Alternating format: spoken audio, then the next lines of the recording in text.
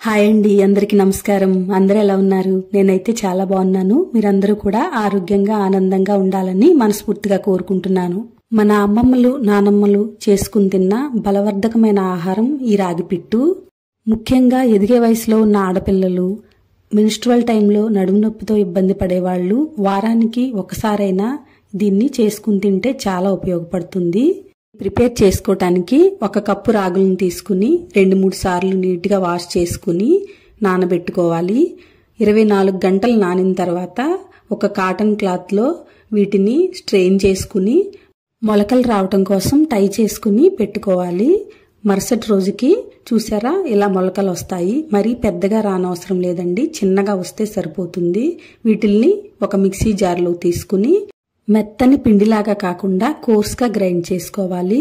దీనిలోకి 1 కప్పు పచ్చి కొబ్బరి తీసుకున్నాను. తర్వాత 1/2 కప్పు బెల్లం, 2 యాలకులు వేసుకుని ఒకసారి గ్రైండ్ చేసుకోవాలి. చూసారా మరీ మెత్తగా కాకుండా ఇలా గ్రైండ్ చేసుకోవాలి. దీన్ని ఒక బౌల్లోకి తీసుకుని ఒకసారి మిక్స్ చేసుకోవాలి. ఇలా చేత్తో ప్రెస్ చేస్తే ఉండలాగా వస్తే పర్ఫెక్ట్గా వచ్చినట్లే అండి.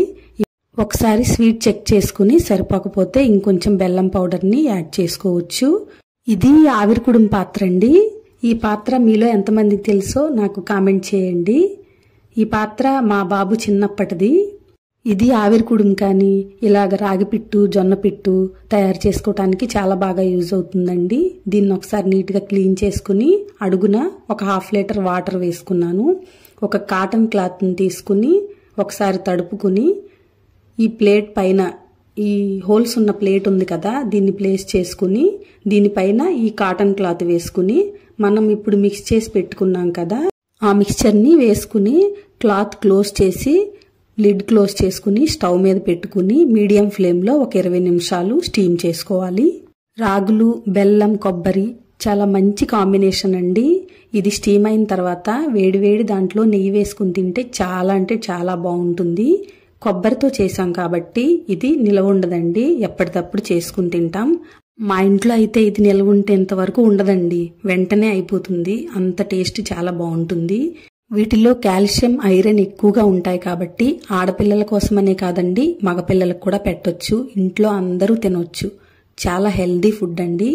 20 మినిట్స్ తర్వాత దీన్ని ఒకసారి చెక్ చేసుకుని ఒక 5 మినిట్స్ ఆగి లిడ్ ఓపెన్ చేసి ఒక ప్లేట్లోకి తీసుకుని సర్వ్ చేసుకోవటమే.